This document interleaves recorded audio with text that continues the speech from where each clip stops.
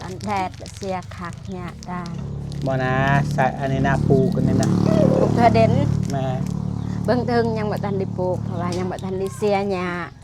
บ่ยังหน่อยหนึ่ง ปานใด เจ้าบ่ทันปลูกบ่ทันแล้วข้อยเห็น ยังเบียร์เบิดสิปลูกต่อบ้านอันนั้นติดน้ำเองแต่ว่านั้นยังบ่ทันได้แล้วเสียหญ้าขอบใจ แกะบ่กินก็บ่แกะเห็นอะไร กินซะ กิน ซื้อปลามากินซะ ปลาหยังปลานินปลานินเป็นหรือปลานินตาย ปลานินเป็นกระไดปลานินตายกระได ตัวเน่าหรือตัวบ่เน่า เอาบ่น้า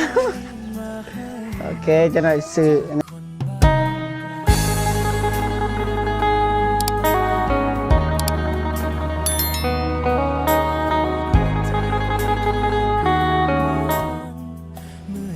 โอเคเปิดภาพมาพี่น้องเอ้ยอยู่สวนน้องเดิมพี่น้องเนาะเพราะว่าทางบ่จิบแล้วก็บ่จันไปหาน้องเดิมอยู่เพื่อนพี่น้องแต่ว่าพี่สาวของน้องเดิมว่าอยู่สวนพี่น้องนี่โอ้กาแฟล่ะงามอยู่เลยพี่น้องเอ้ยไปดีเด้อบ่จันเด้อ สวัสดี อาหารน้องเดิมพี่น้องเอ้ย โอ้โหน้องเพิ่นอยู่ไซวันนี้แต่ส่วนในนี้แหละเอื่อยเพิ่นว่ากาแฟเนี่ยป้านี่เราเสียหญ้าบ่ทันนี่เราสิขุดเอาแต่ละกกแบบนี้แหละนี่เราเสียแบบนี้แบบคักเติบอยู่เราเสียบ่ทันอันนั้นนะ เชียร์หมองกกก่อนเนาะ แม่นนี่กาแฟแล้วงามจะมีตัวงามจะมีตัวกีฬา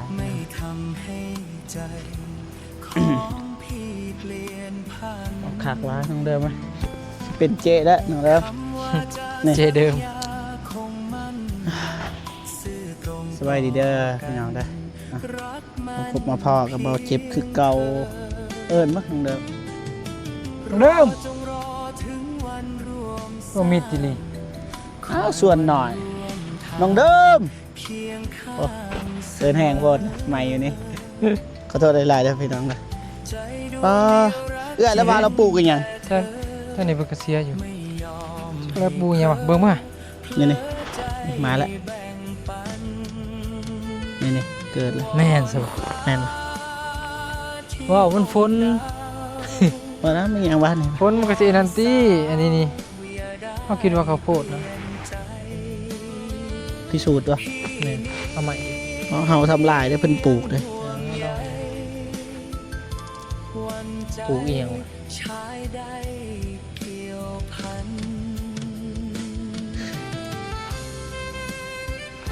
ส่งสิเห็นอยู่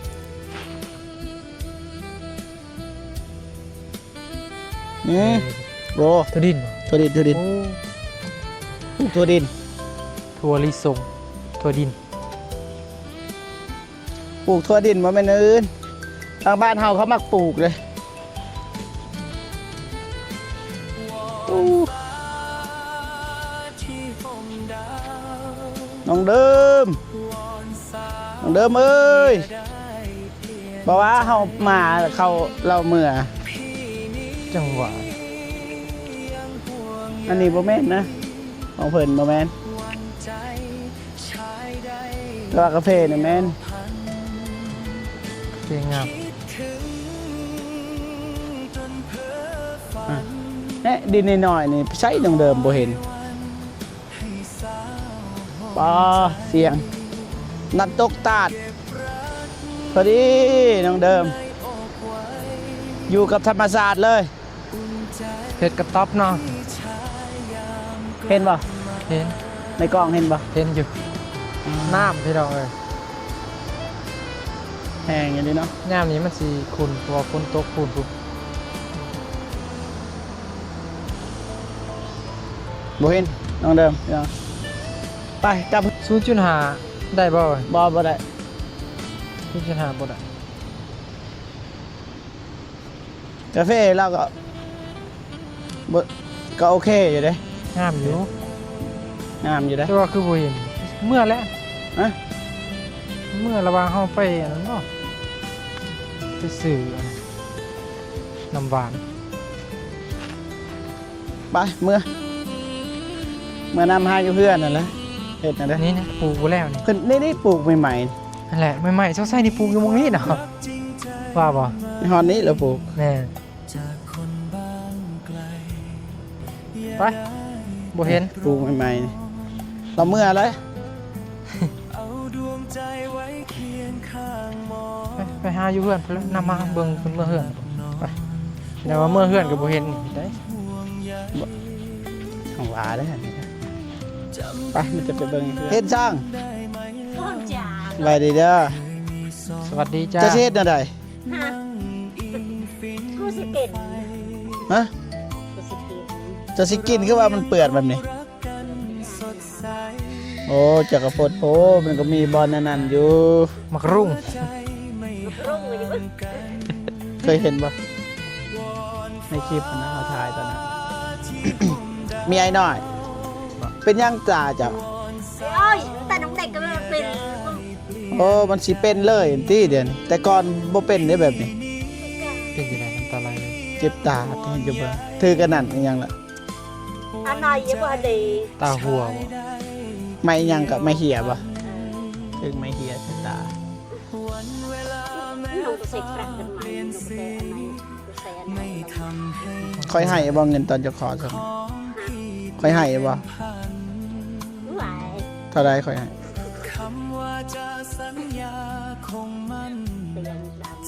ยงดำ บ่เตียงก็ให้บ่เอาก็ให้ มันก็ใส่กระกันดำเป็นยาเราอยู่ด้วยค่ะ แม่เหือนซานได้น้องเดิมเอ้ยเดิมอยู่ไสเนาะเดิมไปไสเนาะไปหาอยู่สวนก็บ่เห็นอ้าวโทษนี่ เออได้เตียงใหม่ล่ะ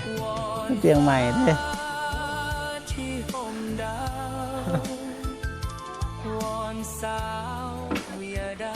กินแล้วก็ข้าวหนักตับปลาพวก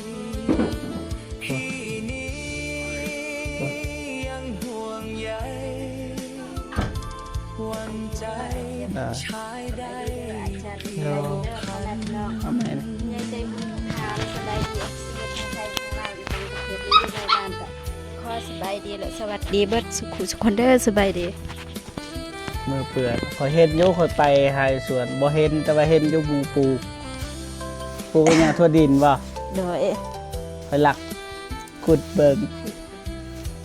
ปัดก่อน จะกินน่ะบ่ข้าวอีหยัง ยังเขาเที่ยงกันยังมาทำกิน ยังบ่ทันกิน ยัง จักโมง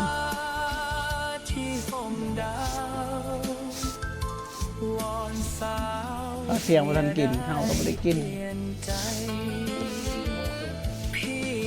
4 โมงครึ่งก็ นั่งเตียงอาจารย์ อันนั้นอานะเอาให้นะให้เราบำรุงทางกายนะงานเนี้ยพักผ่อนได้เฮ็ดเวียกเฮ็ดงานแม่นเดี๋ยวเฮาเฮ็ดเวียกเฮาได้เงินแต่ว่าบัดเฮาเป็นลมได้ไปสิเฮ็ดตายไปซื้อ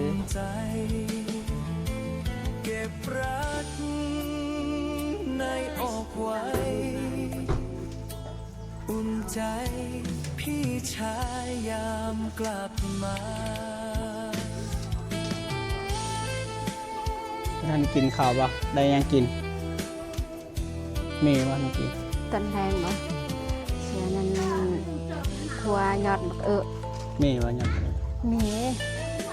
เอามาแต่สวนเดียวหอดเถือนปัดกวาดถึง บำรุง ครัว ก่อน ขอบใจหลาย อันนี้ก็แมนมาบุจันหรือซื้อกินเอง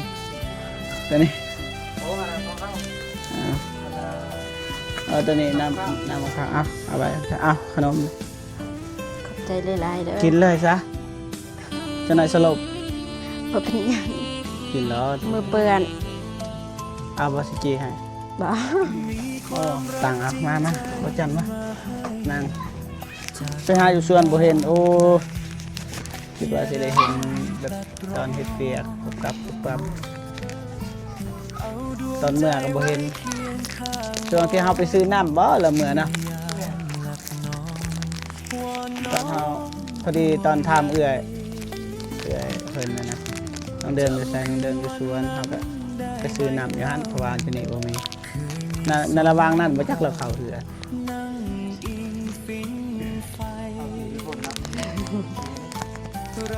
นั่งมาอยาหดหอน มาบางอย่าเห็นได้บ่เฮาจ้ะ บ่ นั่นบ่เห็นบ่เจอ เมื่อเฮือนชุมบาเห็นบ่เราเจ็บมาหาบ่ครับบ่เห็น โกงกันข้ามกันนะขนานเส้นขนานมื้ออื่นเจ้าไปบ่ เพิ่นคนบ่ตกกลับไป สิมาซอย เพิ่นคนตก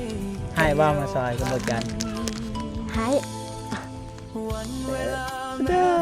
มาบ่มื้ออื่นอย่าตัวเด้อเพิ่นในคลิปบ่ได้ ทำมาแล้ว มาได้บ่บ่มีบ่เวียกงานอยู่เพิ่นไปลืมบ่ค่อยคนมักลืมนั่นแม่ตัวเองมักลืมกันอันนั้นก็ลองไปเบิ่งไปซอยยังลายอยู่เบิ่งนี่บ่ทันปลูกคนเดียวบ่ เดียว เอื่อยเด้อ ไปเลยไป ยาตัวยังลายอยู่เสีย ย่าหันเห็นแต่เสียบนกกก็ซื้อบ่ทันบ่ บ่ทันเพราะว่าเพิ่นตกมือ มีบ่บุตรตัวอย่างบ่จันไปซอยมีบ่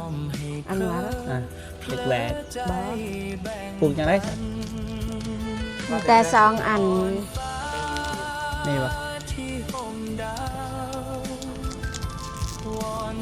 โอ้คันแบบนี้แหละค่อยเฮ็ดได้แบบนี้คันแดดแล้วค่อยยาค่อยบ่เฮ็ด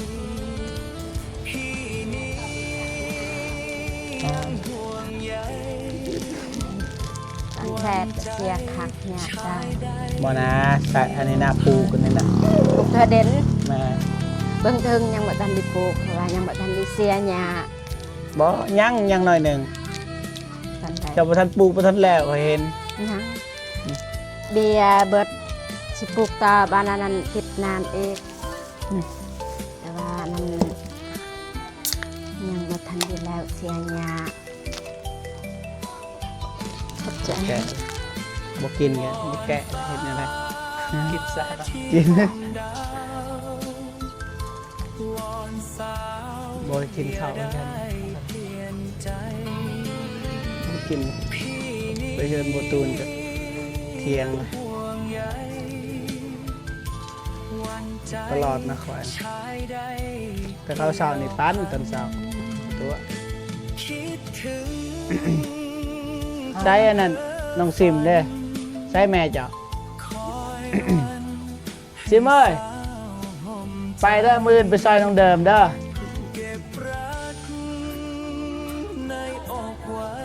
โดยที่เจ้า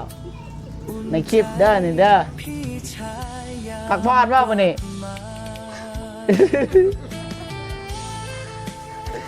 ตายคนรอเด้อไปทำงานบ่พักผ่อนไอคนรอเด้อพักผ่อนให้กันได้บ่ไหวนะเดิมคนเดียวจะเฮ็ดเวียแมนอยู่จะตอนเจ้าตัวอย่างว่าได้เงินนี่ยังมันก็ได้คนเดียวเนาะเฮ็ดเวียเอื้อยก็มีบ่ส่วนเอื้อย ไปแอบบ่ แม่ แอดน้ำกันบางกันอยู่บนมีแต่บันเดียว ตอนเฮ็ดใหม่นี่บ่อนใด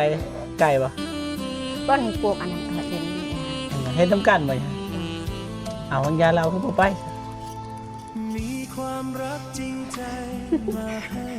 กางแห่ บริการ กางแห่ เราว่าจักน้อยไปแต่เราไม่ได้ไป จะน้อยค้ำวันนี้บ่ได้ไปนั่นบ่เราฆ่าหั่นแหละฆ่าลูกกันนะ แต่ก็ไปนำกันแต่มื้อนี้เราบ่ไป ตอนก็เอาคือเทแล้วยังคุณค่ะให้เรามาเขาขัดละครนะ หนักมาห้าอยู่มืออะไรนี่เราอยากมันหนักหรอ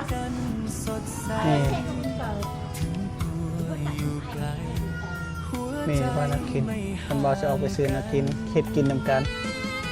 แม่นับเขาจะกินน กินนำก็ได้ ำเพราะยันมันอันนั้นจะออกไปซื้อก็ถ่ายคลิป กันก็ได้ แม้นแต่ว่าย้อนมักอึจะก็ฮู้มักอึในบ่ปานใดเฮาจะกินอีหยัง อีกอย่างไอ้เจ็บซื้อก็กิน บ่ยันเจ้าขลํ บอกขลันนี่ยัง แบะ แบกก็กิน เขาสิซื้อหยังซื้อปลาบ่หรือซื้อหมูหรือว่าซื้อไก่ ซื้อปลามากิน ปลาหยังปลานิลปลานิลเป็นหรือปลานิลตาย ปลานินเป็นก็ได้ปลานินตายก็ได้ ตัวเน่าหรือตัวบ่เน่า เอาบะนาว โอเคจะหน่อยซื้ออันนี้จบคลิปอันนี้ก็สิออกไปซื้อกินนำกันบ่จันทร์กินนำกันเด้อ เอา อ่ากินฟรีนะดูใส่กินข้าวกินข้าวมีบุญบ่ เอาสมมติว่าเขาอยากกินเนี่ย ได้ตูดนะเอาไอ้บอลพอ เพิ่น มา มีกันอยู่ พอละ มันจะมีวันนี้ดิ ด้าน บอ แรง คอยคิดว่าสิเอาไปให้ตอนอยู่สวนคันอยู่เฮือนนี่บ่ซื้อก็ได้ กินน้ำก็ได้อยู่หั่นบ่มีน้ำคิดว่ามันแดดซื้อน่าสิบ่พอคันอยู่เฮือนอันหนึงก็พอแล้วอยู่เฮือนนะ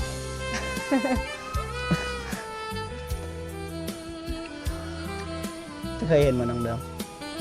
เอ้ย จะเกลือเลยไหมจะเกลือ คุยเรื่อง ซื้อเรือแต่น้องเดิมบ่จำจะแล้ว จ จำวะ ำเจอ จักเดือน หา ครั้งที่หนึ่งกับครั้งที่นี้ครั้ง ครั้งนี้สี่หรือว่าห้าเถื่อ ซื้อเรือนะ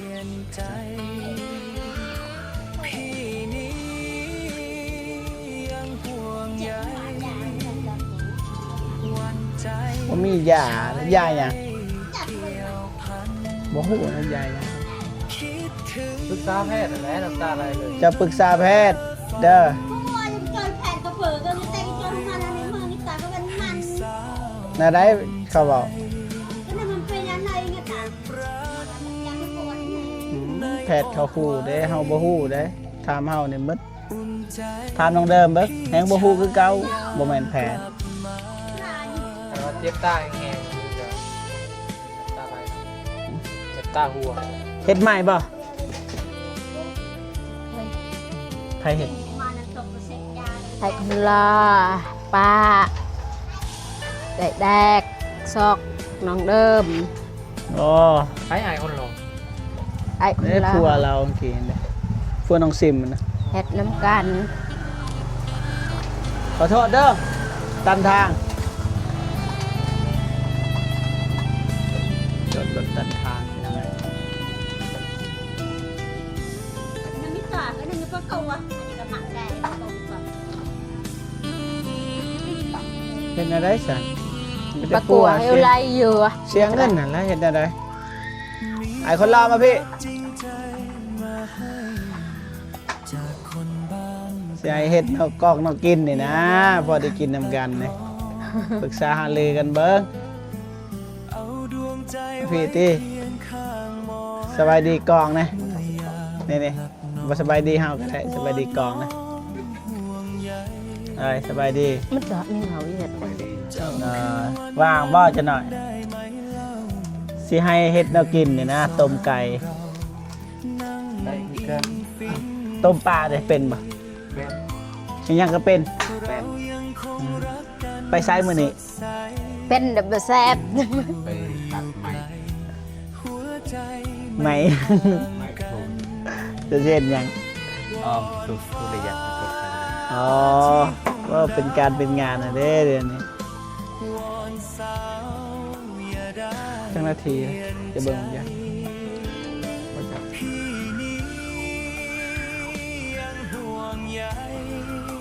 10 นาที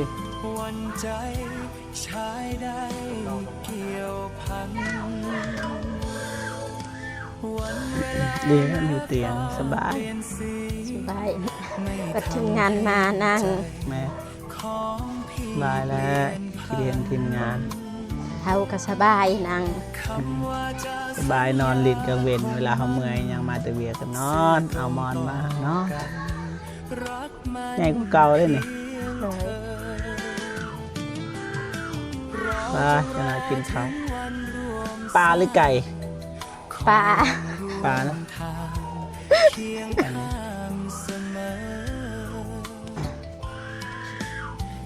มีว่าเขาเนี่ยก็มีซื้อเพื่อ ไปเบิ่งก่อนคันมันลายบ่ต้องซื้อ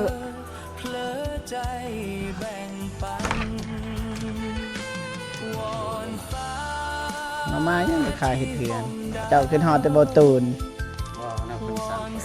บ่ลายก็ไปปอก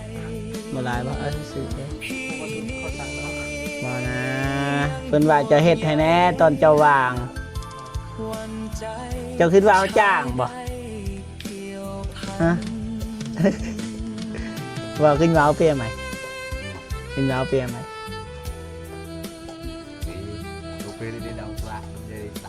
5,000เนาะ เจ้าเฮ็ดหลายคนเลยเนี่ยบ่แม่นผู้เดียวเจ้าคันให้เจ้า ให้น้องแดกก็ให้ซกก็ให้นะ50เอามาบัญชีสิโอนให้คนบ่มีเงินสดมีในบัญชีติดหนี้ได้บ่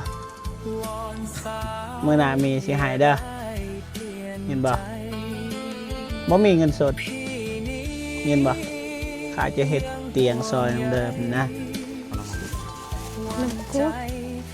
จ้ะ คันจะกินนี่วิทย์เลย กินนะคันน้องเดิมอนุญาตจะกิน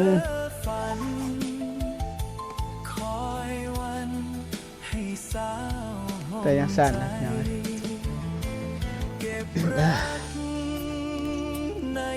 โอเคพี่น้องนะเราเจ็บกับสิจบคลิปก่อนเด้อพี่น้องเด้อออกไปซื้อปลาไปติดหนี้อยู่หานก่อนก็ซื้อข้าวมาเพิ่มเพราะว่าข้าวนุ่มเดิมน้อยเดียวเพราะว่าเขาบรินัดกันเนี่ยพี่น้องวันนี้พี่น้องเนาะเจอกันคลิปหน้าเด้อพี่น้องเด้ออย่าลืมเข้ามาให้กำลังใจคอมเมนต์ใต้คลิปแล้วบอกจิบเข้าไปอ่านเด้อพี่น้องเด้อสบายดีอ่ะพี่รอ สบายดี สบายดี นะ เลย